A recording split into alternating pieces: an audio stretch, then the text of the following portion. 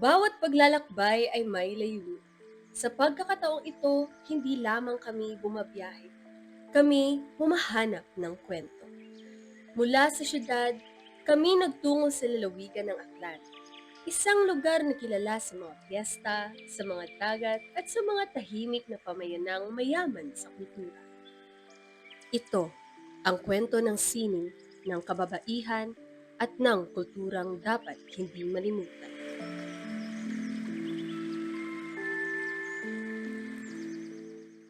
Pwede mo pakilala imo pangalan kag edad mo. Na, ako si Titi Julian, 1970, si 51 ako natawo. Ano ang proseso sang pag-ubra ka pinya fiber ta?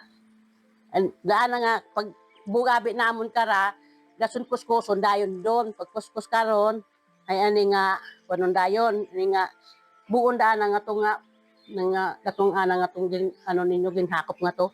Ag ani kanon dayon, ani nga, buon dayon daan na nga to nga maano imaw makakas baga ag imo rayon nga ani nga panon ning imo dayon nga pagkatapos yung katutuskus tanan ano dayon nimo to kuskuson yung man sa ani nga tong sa lababo para nga magputi ay nakita man ninyo to kay ano ay pag basta maputi tayo gatong itom ay buon gid ato para idi ato ani nga daga sa mga makarabi ba wag at itom ron hindi pwede ron itom ron ay bawal man hindi kita pwede ron ay imo rayon dun nga ani nga panon pagpandayon imo rayon nga imong ning ano gubagon pares ko linabhan agud ato hay ani nga magmaga imaw pero ginabun-ag pat akunta ron imaw ag pagka pandayon karon imo rayon nga panot sudlay ay kita man ninyo to ina pag sudlay ka to ay gabuhong kag dayon sanda ag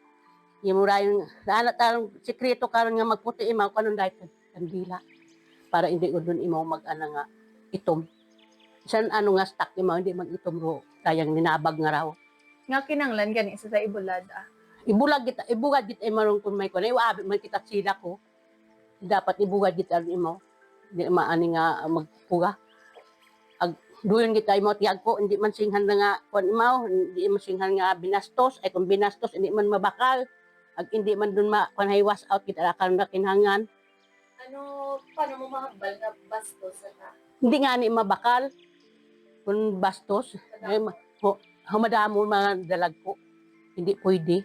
Amugin niya kagagmay. Amo ni kagagmay gid siya. Ano ni, pag kung nga wala sang yukot-yukot, wala na iya problema. Basta ginaano lat ay maron. Pares ka to kayo ng ginaano ko sang mga posporo o kung nano. Ay, dato andang tong ginasagay yun nga ni nga to kinang nga makaron mo. Andang dayon yung ubra dayong hablon. Habo, medyo habugon ba imaw para nga mag-anon ima nga ani himuon ima nga ano tawag nga ni ning barong. Makarama lang dun kagagmay ang kuno kamahal man na ya ang metroya pagbaligya nila. Kay kabulay abi ubrahon ni. Anong proseso sa pag-higot-higot ka?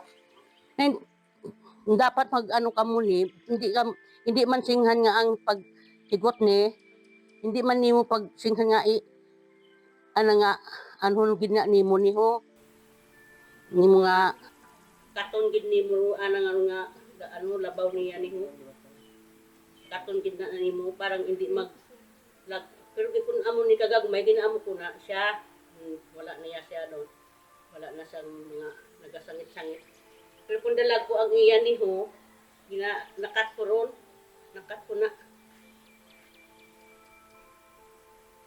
Para nga hindi man siya magsangit sa anang ginahapon. Yung ginahapon to sa ubra.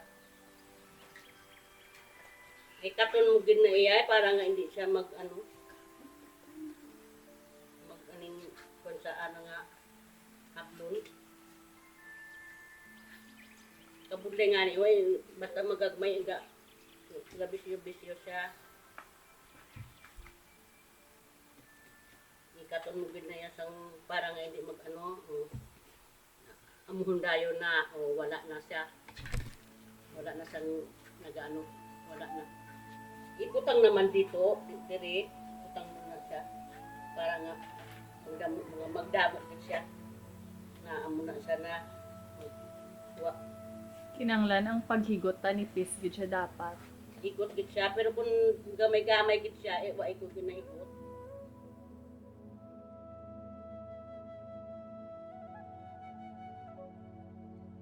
Sa isang maliit na lugar kung saan ang tunog ng habihan ay maririnig, dito nabubuhay ang isang tradisyong inaalagaan ng mga kababaihan. Gamit ang mabilis at sanay na kamay at kaalamang minana pa mula sa mga ninuno, ang mga babae sa Altavas Aklan ay lumilikha ng sining mula sa hibla ng pinya. Sa tulong ng habihang kamay, isang simpleng makina pero makapangyarihan, maingat at eksaktong hinahabi ang bawat hibla. Bawat galaw at disenyo ay mula sa alaala at pakiramdam. Bunga ng mahabang taon ng practice at pagtsatsaga.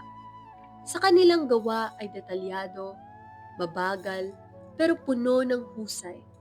Isang tahimik na patunay ng tradisyon, pasensya, at tibay ng gawang Pilipino. Nang pwede mo ba pakilala yung mga kaugalingon?